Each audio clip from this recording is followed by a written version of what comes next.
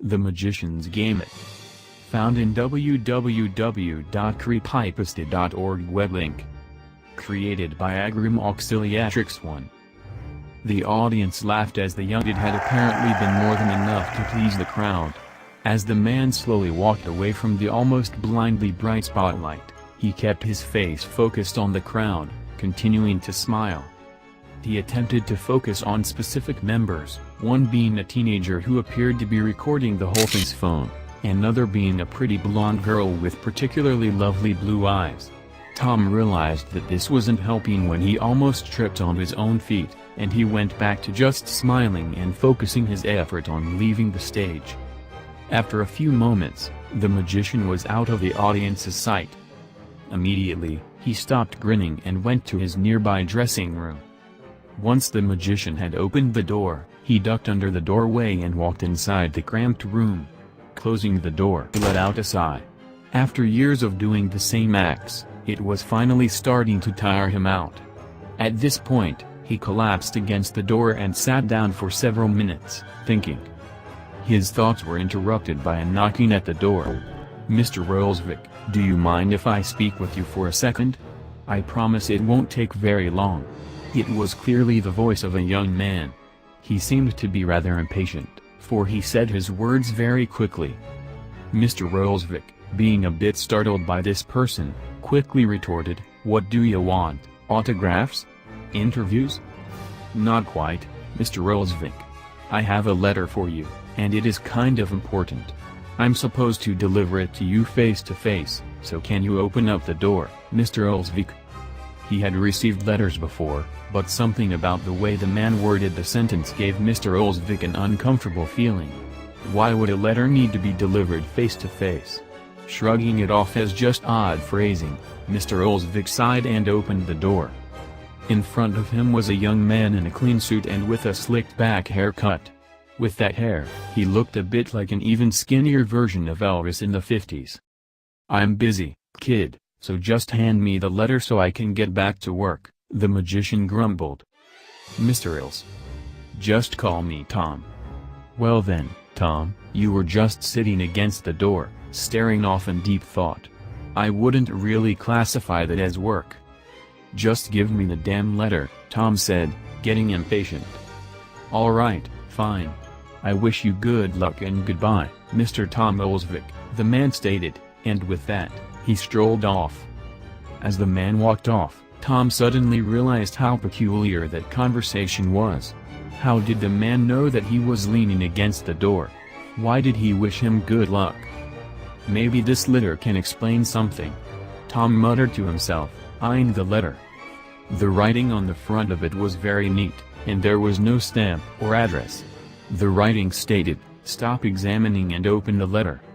Finding it odd that the letter would know of his actions as he was doing them, Tom started to feel uneasy. He flipped to the back of the letter to find more neat writing, stating, "You are a bit slow. Care to be a bit faster?" Tom was now incredibly skeptical as to what was going on. Being unable to put aside his curiosity, Tom ripped open the letter. Inside was a very neatly folded piece of paper. Unfolding it quickly, Tom began to read the handwritten note. "Hello, Mr. Tom Olsvik. I can understand that you are confused, but please put that aside for now. There are more important matters at hand. Since you have opened this letter, you have just began a bit of a game. I certainly view it as a game. After all, games are fun, aren't they? The ultimate objective of the game is very simple, winning, by any means possible. Losing the game will result in, well, you'll see if you lose. Trust when I say that this is a grand chess game. This letter was the first move. Time for you to make the next one. E4. Tom stood in complete shock. Game? What the hell is this? Tom said aloud, kind of hoping for some sort of hint at what was happening to him. Looking down at the letter, Tom realized that there was some writing on the back. Tom was unsure if he wanted to flip it over, but he was also rather exhilarated. Finally, he was doing something different and new, rather than performing the same tricks day after day, show after show. Tom liked the feeling, and he didn't want to see it go to waste. He flipped over the letter. On the back was 2 sentences. I knew you couldn't resist. Make your chess move and let's begin. At this point, Tom was starting to get over the shock of the paper knowing what he was saying before he even started saying it. Tom flipped to the front and took out a pen. E4 had to be chess notation. Tom carefully wrote, D5. Nothing happened. Tom sat down and waited impatiently. Something would happen in time. Within a minute, there was a knock at the door. Tom went to the door with excitement and opened the door. However, the setting was completely different. On the other side of the door was a completely white tiled room. In the center were polished black chairs and a table. On the table was a chessboard, with the pieces already set up. Sitting in one of the chairs was a person that he couldn't quite make out. Tom couldn't even believe what he was seeing. The cramped backstage had been replaced with this odd, bright room. Tom shut the door and opened it thinking that his eyes might have just been fooling him. Opening the door again, the room was still there in the exact same condition. Tom walked in slowly, closing the door behind him, getting closer to the man and the table. As he got closer, he noticed the man had a very thin beard, a very smooth face, and green, piercing eyes. Funny, he looks a bit like... Tom started to say before he realized something. The man was him. Tom's eyes widened as he stared in shock. The man had all the same physical features as Tom, as well as the exact same outfit. So, shall we play? The duplicate said, grinning as he stood up and pulled out a chair for Tom. Go ahead and call me whatever you like. Is Dibaru okay? I've always liked that one. Tom was still dumbfounded by this replica of himself. Tom looked behind him and noticed that there was no longer a door. Sitting down, he decided that he had to know what was going on. What are you? Tom asked. What do you think? I'm you. But how is that possible? Have you ever considered that you always had a double that knew all your thoughts? One that knew every single thing you were going to do, and every single thing that you have done? We can keep talking, but first I'll make my move. Pawn to f3. The pawn moved forward by itself. Tom began to speak again. Alright then. But if you know every move that I am going to make, then how can I win? That is for you to figure out. Go ahead and try. Tom said nothing. Hello, Tom? Dibaru speaking, you have been taking a bit too long to make your move. Go on. Tom sighed and began to play once more. Knight to c6. Tom watched as his knight moved to the correct spot. Excellent. Knight to c3. Tom started processing his possible options as Dibaru sat there. You're going to say f1, Tom. As a matter of fact, I'm going to say pawn to f5. Tom realized just how difficult this challenge would be. Pawn to f5. Tom stuttered quietly. Pawn to g4. Tom thought about distracting him with conversation. So, how are you form? I'm not listening. But you know my thought. I'm ignoring any thoughts that have nothing to do with the chess game. Go on, please. What if I don't? Well, you can't exactly leave, as you noticed that there really isn't a door anymore. Sighing, Tom opened his mouth and said, pawn to e4. I say pawn to e4 as well. Tom's next move was interrupted by a scream of, this is just so boring. What? I'm playing the game. Well, this game sucks. It always took so long and there was nothing to occupy the player as they did it. So, let's spice it up, shall we? Dibaru said. He snapped his fingers and the chessboard fell through the floor. The room collapsed around him as the ceiling flew away above Tom. Tom still thought this was very strange, but he was starting to get used to the oddness.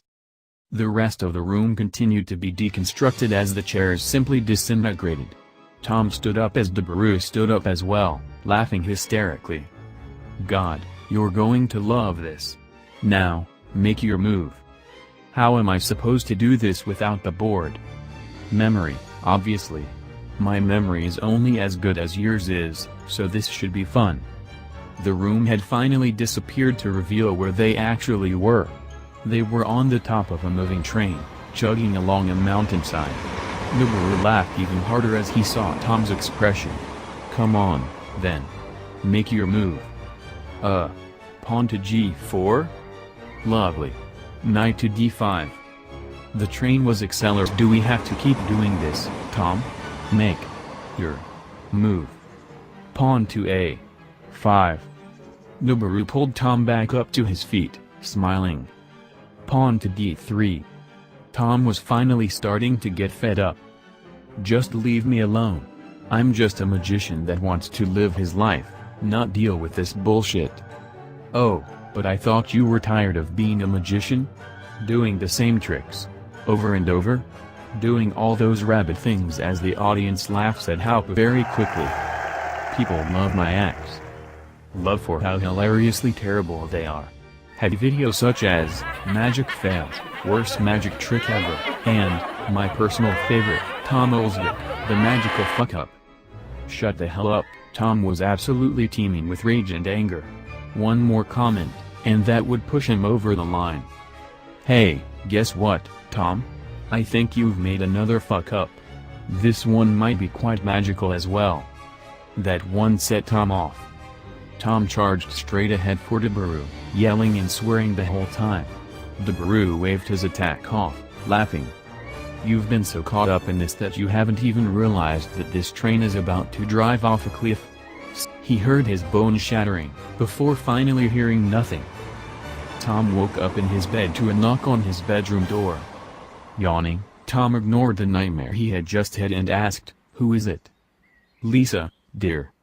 Tom smiled as he opened the door and let his wife through the door. She looked lovely with her luscious blonde hair. She had already prepared breakfast for him. "So, how was the show last night?" "It went well. The audience seemed to enjoy it quite a bit." Suddenly, Tom realized something. He didn't have a wife. Lisa grinned. "They probably loved all of the mistakes you made. I expect the next part of that epic video saga." Tom Olsvik, the magical fuck-up, her skin tearing off to reveal her organs, completely changing and mutating into different shapes and sizes.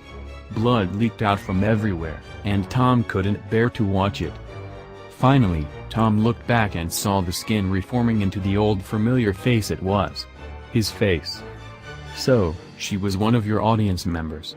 I noticed how you thought she was pretty, so I figured she would have been the best choice." Noboru grinned immediately after stating that. Tom, still horrified at what he had just witnessed, stared in disgust and awe. "Oh, don't keep doing that. We have a game to finish, after all. This time, I'll even give you the board back." Tom's bedroom quickly fell apart to change back into the white-tiled room with the black table and chairs. However, this time, something was different. There was a noose hanging off to the side of the table. What is with that? "Oh, it is very simple. You considered this a dream previously, but it is rather obvious that this is just the breakdown of your mental psyche." What? Come on, the stress and the boredom of your magic routines was getting to you, and you know it. I knew you were this great big waste of a magician because you already knew that yourself. You just kept avoiding it and suppressed the memory, trying as hard as you could to forget. "So? Pawn to h5. "Oh, so you're playing again, are you? Alright, let's do this then. Bishop to g5. Noboru sat back down in the chair as the bishop moved across the board. Tom uneasily sat back down as well. "Answer my question. What are you trying to say?" Pawn to e6. "Well, you reached the breaking point. Your mind, deteriorating faster and faster, is hallucinating left and right. So, when you fell off that train it possibly exist." Tom said nothing and held his head down.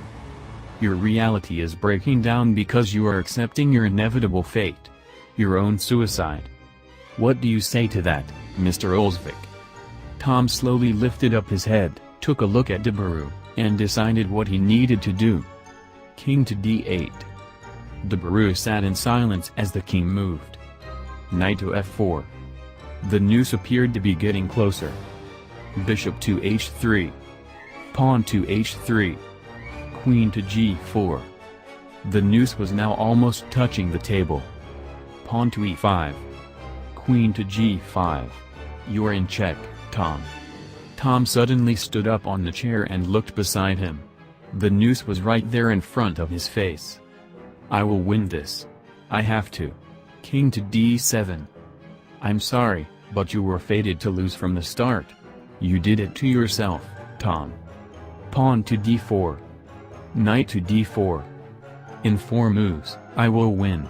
Queen to e5. Tom lifted his hands up to the noose. Knight to f3. Queen to e6. Check. Noboru looked straight at him, not with a grin, but with a grimace. Tom sighed heavily. He knew that this was his last move. Nothing he did would get him to win. Putting the hole around his neck, Tom closed his eyes. King to d8. Rook to d4. Checkmate. Tom stepped off of his chair. As he breathed his final breath, he heard the Baru say one final sentence. This was the grand chess game of your life.